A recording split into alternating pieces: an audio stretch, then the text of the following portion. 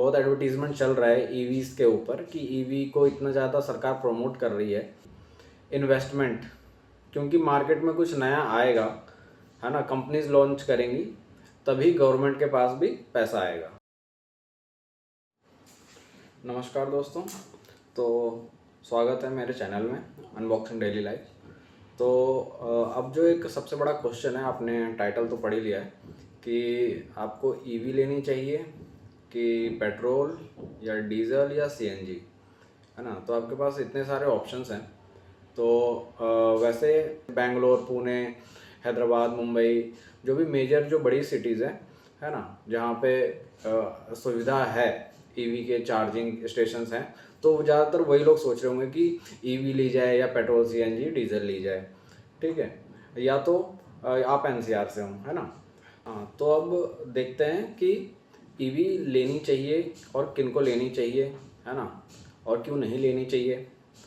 तो लोग सोचते हैं, बहुत एडवर्टीजमेंट चल रहा है ईवीज़ के ऊपर कि ईवी को इतना ज़्यादा सरकार प्रमोट कर रही है ना। तो उसके पीछे कोई रीज़न होगा, है ना। तो रीज़न, सबसे बड़ा रीज़न तो आप ये समझ लीजिए कि इन्वेस्टमेंट, क्योंकि मार्केट में कुछ नया आएगा, है ना, कंपनीज लॉन्च करेंगी, तभी गवर्नमेंट के पास भी पैसा आएगा, ठीक है। ये एक सबसे बड़ा रीज़न है।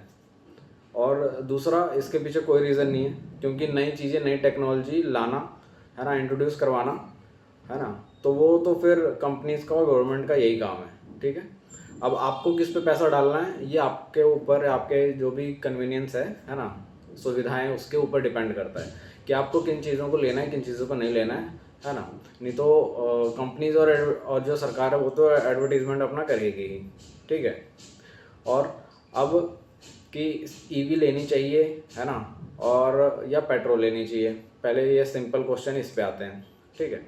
अब आप बड़ी जगहों से हैं, है ना, जहाँ पे आपके आसपास चार्जिंग स्टेशंस काफ़ी ज़्यादा हैं, है ना। अब जब सीएनजी को आए हुए इतने सालों से, जब सीएनजी के स्टेशंस अभी भी सब जगह नहीं हैं, जितने पेट्रोल पंप्स हैं उतने सीएनजी के नहीं हैं पंप, है ना। अभी भी लोगों को लाइन में लगना पड़ता है, टाइम निकाल के लोग अभी भी सुबह सुबह फिल कराते हैं या रात में फिल कराते हैं, जब फ्री होती है स्पेसेस, है ना, ज़्यादा भीड़ नहीं होती, है ना। जितना इजीली पेट्रोल और डीजल मिल जाता है, उतना इजीली अभी भी सीएनजी नहीं मिलता है। तो मतलब ईवी जो लोग ले रहे हैं, वो क्या सोच के ले रहे हैं, मुझे ये भी समझ नहीं आ रहा है ना। या तो उनके आसपास बहुत ज़्यादा ही चार्जिंग स्टेशन होंगे, है ना, या 5-10 मिनट में फिलअप हो जाता होगा, ऐसा कुछ होगा, है ना। मान लीजिए कि वो इसलिए भी लोग लेना पसंद करते हैं ईवीज़ कि पेट्रोल से, डीजल से सस्ती है ना, फीचर्स ज़्यादा हैं, उसका चार्जिंग सस्ती है, तो आना जाना डेली अपना कम रुपए में हो जाएगा, है ना। पेट्रोल और डीजल ये महंगा पड़ता है। और सीएनजी तो अभी हटाते हैं ऑप्शन को, है ना। अभी पेट्रोल डीजल वाले सोचते हैं कि इलेक्ट्रिक ले लेते हैं, पावर भी ज़्यादा है ना, ऐसे करके। तो अब कि उनको, वो लोग ऐसा सोचते तो हैं, है ना, फिर जब वो लोग बाय कर लेते हैं, कर रहे हैं लोग, तो उनके फीडबैक भी ऐसा क्या है कि ना 50-50% है। अगर आप पूरा यूट्यूब सर्च करोगे, कुछ लोग बोलते हैं कि हमारा बहुत अच्छा फीडबैक है ना, और कुछ लोग बोल रहे हैं कि एकदम ही बेकार है, क्योंकि चार्जिंग की वजह से वो बेकार है, क्योंकि चार्जिंग टाइम ज़्यादा है, ठीक है। और उसके अलग भी बहुत सारे पंगे हैं, वो भी हम देखते हैं। अभी जो बोल रहे थे अच्छी है जो 50%, अगर उनकी बात करें कि हाँ ईवीज़ अच्छी है, उसमें से भी जो 25% लोग हैं ना, वो उनके ऊपर एक प्रेशर है कि उन्होंने ईवी ले लिया है, ठीक है। उसमें से जो दबे हुए कुछ लोग हैं ना, मन में ऐसे दबा के रखे हुए हैं कि नहीं भाई, अब तो ले लिया है, अब तो अच्छा बोलना पड़ेगा, बुरा नहीं बोल सकते भाई, नहीं तो बहुत बेइज्जती होगी, सबने मना किया था लेकिन हमने लिया है ज़बरदस्ती। तो वो 25% आधे 50 में से तो वो निकल गए। अब जो बाकी 25 हैं, अब वो ज़बरदस्ती अपने आप को मना रहे हैं कि हाँ अच्छी है, ठीक है, अच्छी होगी, क्या पता वो उनके लिए अच्छी है, सारी चीज़ें उनके हिसाब से चल रही हैं तो अच्छी है, क्योंकि अब इतने ज़्यादा लोग ले रहे हैं, तो हाँ मान लेते हैं कि 25% जो हैं वो सही में उनको बहुत अच्छी लगी है, ठीक है। तो अब हम बात करते हैं कि ईवीज़ किन को लेनी चाहिए, किन को नहीं लेनी चाहिए। अगर आपके आसपास स्टेशंस हैं, है ना, और आपका लॉन्ग जो रन है वो नहीं है, क्योंकि अभी भी जो ईवीज़ की जो रेंज है ना, वो अभी भी उतनी फिक्स्ड नहीं है, जितना कंपनी क्लेम कर रही है उतना फिक्स्ड नहीं है। जैसे अगर कोई कंपनी 450 क्लेम कर रही है तो वो ज़्यादा से ज़्यादा उसको जो एग्जैक्ट माना जाएगा, आप थोड़ा सा बैकअप लेके ही चलिए कि 380 360 इतना ही उसको हम लोग मतलब एज्यूम कर सकते हैं। कोई एक 450 ही उतना नहीं सोच के चलता है, क्योंकि स्पीड भी अपना एक मैटर करती है, और इनक्लाइन है कि अब अप स्टेयर्स जा रहे हैं वो भी एक है ना, तो वो भी मैटर करता है माइलेज के ऊपर। तो फिर एक हो गया अपना चार्जिंग स्टेशन, और आपके जो शोरूम है आपके घर से कितना आसपास है वो भी आपको देखना पड़ेगा। आप किस रूट पे ज़्यादातर ट्रैवल कर रहे हैं, है ना। अगर आपको कोई प्रॉब्लम फेस होती है तो क्या वो चीज़ सॉल्व हो पाएगी, है ना, इजीली। ऐसा नहीं कि आपको 2-2 3-3 घंटे तक रोड पे वेट करना पड़े, है ना, तो वो आपका पूरा फीडबैक ख़राब कर देगी। लोग यही सोचते हैं कि आना जाना सस्ता है, तो चलिए इसी पॉइंट को हम लोग कवर करते हैं। पहले जो ख़रीदने की बारी है तो सबसे जो सस्ती जो है वो ये अपनी MG की है ना, कॉमेट जो आती है, वो 6 लाख से उसका बेस मॉडल स्टार्ट हो जाता है। ठीक है, अब ठीक है MG नहीं ले रहे, टाटा पे ले रहे हैं, बहुत ज़्यादा स्ट्रॉन्ग है ना, तो फिर टाटा के ले लेते हो। बेस मॉडल उसका टियागो 8 के अप्रॉक्स आता है, 8 लाख उसका एक शोरूम है बेस मॉडल का, है ना। और उसके बाद नेक्स्ट वन है फिर वो 13 के आसपास है उसका। ठीक है, अब ठीक है, प्राइसिंग स्टार्टिंग जो भी है वो ठीक है, बस सब मैटर करता है रेंज के ऊपर। 400 के अप्रॉक्स इनकी जो रेंज है वो इतनी ही घूमती रहती है। ठीक है, आपको अगर आना जाना सस्ता पड़ रहा है, ठीक है, वो पॉइंट कवर करते हैं। लेकिन आप अगर एक पेट्रोल कार लेते हैं जिसकी माइलेज एक अच्छी मिल रही है, ठीक है, तो उसकी माइलेज और ये अपनी पेट्रोल की माइलेज, चार्जिंग, इसमें कितना अपना इलेक्ट्रिक वाले में चार्जिंग कंज्यूम हो रहा है, और कार लेने के बाद आप एक खर्चा आपका मोटा ये आता है कि जब आपका मीटर आपका कितना किलोवाट का है घर पे, क्योंकि अगर आप की जो कार है स्लो चार्जर उसके साथ मिलता है स्टार्टिंग में, तो आप लेंगे फास्ट चार्जर। ठीक है, तो फास्ट चार्जर का भी खर्च अलग होता है। अब फास्ट चार्जर ज़्यादा पावर लेता है तो उसके लिए वोल्टेज भी जो बढ़ जाती है, कंज्यूम जो होता है ना, वो मीटर भी आपका चेंज होता है घर में, तो वो भी चेंज, उसका भी चार्जिंग वो भी ज़्यादा होता है। तो आप जितना भी यूट्यूब पे आप सर्च कर लीजिए, ठीक है, और इतना ज़्यादा कोई फ़र्क आता नहीं है ना। आपका आना जाना कुछ कम पड़ जाएगा, लेकिन जब आप रीसेल में जाओगे ना उसका, तो आपको फिर अभी भी वो टेस्टेड नहीं है कि रीसेल इनकी क्या होती है, क्योंकि अभी तक तो ये न्यू है। आपकी जो बैटरी लाइफ है कार की इलेक्ट्रिक की, उसकी कितनी मान सकते हैं, 3 साल, 4 साल, 5 साल, 6 साल मान लेते हैं। ठीक है, तो 6 साल तक उसकी बैटरी हम माने। कार है अप्रॉक्स लमसम मान लीजिए, एक एवरेज सबसे कम वाली का 9 मान लेते हैं हम। ठीक है, और फिर उसकी जो बैटरी जो काउंट होती है, आपको पता है कि इलेक्ट्रिक कार में मेन इंपॉर्टेंट बैटरी का ही सब खेल है, और जो कि वो असली कार कीमत की 50% होती है। ठीक है, तो 9 का 50 4.5, और आपको पता है कि 4.5 उसकी केवल बैटरी चार्ज है। उसका और भी ऊपर से कोई भी पार्ट्स और भी चेंज होंगे जब गाड़ी 5-6 साल पुरानी हो जाती है, तो ऑफकोर्स रनिंग आइटम है तो चेंजेस आएंगे, सर्विसिंग होगी, तो वो खर्चे अलग हैं उसके। ठीक है, अब तो इसका ये खर्चा हो गया। और पेट्रोल का अगर हम देखा जाए तो पेट्रोल में हमारा क्या होता है, अगर कोई मान लीजिए 9 लाख की गाड़ी है ना, 9 लाख में, इधर तो 9 लाख में आपके पास टियागो है, ठीक है, और इधर आपके पास पेट्रोल में 9 लाख में क्या है, 9 लाख में क्या आता है अपना औरा, ठीक है, या डिज़ायर।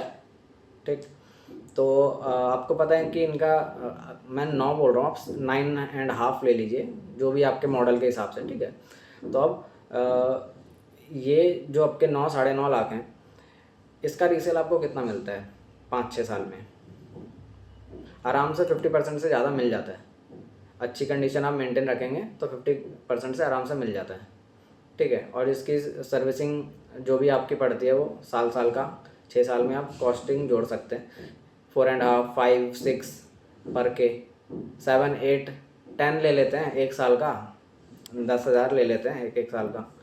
ठीक है, अगर आप डेली यूज़ में हैं, 5 साल का 10,000, 50,000। ठीक है, वो भी मैक्सिमम ही लिया है मैंने, जबकि इतना तो कोई मेरे हिसाब से नहीं देता है, क्योंकि औरा जैसी गाड़ी या अपनी रनिंग जो भी है, होंडा अमेज हो गई या कोई भी सेडान मिड वाली, है ना, 9-9.5 लाख में जो आती है, वो इतनी चार्जिंग उसकी मतलब इतनी सर्विस कॉस्टिंग चार्ज नहीं होती है, ठीक है। तो आपको आराम से उसकी रीसेल भी मिल जाती है और बायर्स भी आराम से मिल जाते हैं। ईवी के बायर्स आपको ढूंढने में बहुत टाइम लगेगा। ईवी के बायर्स आप कन्विंस कैसे करोगे कि अच्छी है, माइलेज देती है ना, बैटरी लाइफ भी अच्छी है, आपको नया बैटरी नहीं लेना पड़ेगा, तो वो अभी पता नहीं, उसका कोई रिज़ल्ट नहीं है ना, उसका कोई अभी क्या हिसाब है नहीं पता। अब इसके बाद ईवी से रिलेटेड और क्या दिक्कत होती है? और तो मेरे हिसाब से कोई दिक्कत है नहीं ज़्यादा से ज़्यादा, ये मोटा मोटा ही पॉइंट है, वो आपको मैंने बता दिया है, ठीक है। अब उसके बाद कि ईवी लेनी चाहिए कि नहीं लेनी चाहिए, पॉइंट्स आपको मिल गए दो, ठीक है। अब मैं जो आपको रिकमेंड करता हूँ कि आप पेट्रोल लीजिए। अगर पेट्रोल का आपको माइलेज नहीं मिलता है, कोई भी गाड़ी है, वैसे पेट्रोल में कम आता है, तो आप डीजल ले लीजिए, महंगी पड़ेगी, है ना। सीएनजी तो सारे मॉडल्स में है नहीं, ठीक है, तो आप डीज़ल ले लीजिए और उसमें माइलेज भी बहुत अच्छा निकलता है। यहाँ पे अगर हम मानें कि महिंद्रा की XUV 700 भी है ना, उसका डीजल मॉडल, वो आराम से आपको माइलेज निकाल के दे देती है 15 के आसपास, उससे ऊपर ही निकलता है उसका, ठीक है। अगर वो हाई वेरिएंट हो रहा है, अगर आप लोअर मॉडल के भी जो भी गाड़ियाँ हैं वो आपको डीजल में मिल जाएंगी 10 के आसपास, 10 10.5 आराम से आपको मॉडल्स मिल जाएंगे डीजल में, और जिनकी माइलेज भी अच्छी निकलती है, पावर भी अच्छी होती है, सब कुछ सही है, ठीक है। अगर ये भी नहीं तो आपके पास सीएनजी तो है ही एक ऑप्शन। पावर भले ही थोड़ी सी कम में होगी, लेकिन सीएनजी लेने वालों का जो एक अपना है ना ग्रुप, वो कम है और उनको पता है कि उनको पावर से कोई लेना देना नहीं होता है, ठीक है। और पावर की बात करें तो ब्रेजा में भी अब सीएनजी है, अब बड़े बड़े मॉडल्स में भी सीएनजी आने लग गया है, तो अब पावर वाली तो बात अब रह नहीं गई। जिनको पावर चाहिए वो अपने ये हायर वेरिएंट ले सकते हैं, नहीं तो पहले जो लेते थे छोटी गाड़ियाँ मारुति से स्टार्ट हो जाती थी, है ना, अपनी और भी आ रही है, और सारे सेडान्स में आ ही गई है, डिज़ायर में है ही है ना, तो वो सब मॉडल्स तो लोग ले ही रहे हैं, तो उसमें कोई बड़ी बात नहीं है। हैचबैक में भी है, तो सीएनजी वो लोग ले सकते हैं अपना आराम से। और सीएनजी में ऐसा कोई खर्च है भी नहीं, 3 साल में उसकी एक सर्विसिंग होती है सिलेंडर की, और जिसका कॉस्ट होता है 2500 से 3000 रुपये, ठीक है। मेरे पास भी हो रहा है, तो उसका अभी सर्विसिंग उसका पेंडिंग है, तो 3 साल हो गए हैं उसका, तो चार्ज बता रहे थे कुछ 3000 का, ये 3 साल में एक बार उसका लगेगा। और सीएनजी में और तो कुछ मेजर खर्चा आया नहीं है, माइलेज जो है आराम से निकल जाता है। कोई भी गाड़ी लीजिए, औरा का सबसे कम है सीएनजी में, ठीक है। सिटी में अप्रॉक्स 22 के आसपास आता है, हाईवे पे 28-29 चला जाता है, ठीक है। और मारुति की बात करें तो बहुत ही ज़्यादा देती है सीएनजी पे, तो वो आपको पता है, जो कि ऑल ओवर इंडिया सब खरीद रहे हैं, है ना। और रीसेल भी अच्छी खासी मिल जाती है सीएनजी पे, आपको पता है, उसमें भी कोई सोचने वाली बात नहीं है, ठीक है। अब कि जो ईवी भी है और डीजल पेट्रोल, है ना, जो ऑप्शन हुए, अब उसमें से आपको क्या सूट करता है?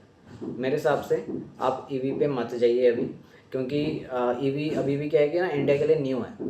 अगर हम देखें कि गवर्नमेंट अभी भी बहुत ज़्यादा हाई लेवल पे प्रमोट कर रही है ना, तो फिर क्या है कि आप टाइम दीजिए। अगर आप लेने भी वाले हैं ना ईवी, आप बड़ी सिटीज़ में हैं, एनसीआर, मुंबई, बेंगलोर, जहाँ पे स्टेशंस हैं चार्जिंग के, है ना, और आपके रूट में भी, आपकी लोकेलिटी में भी, और आप ईवी लेने का प्लान कर ही रहे हैं ज़बरदस्ती, ओके फाइन, तो फिर आप रुक जाइए, 1 साल और रुकिए।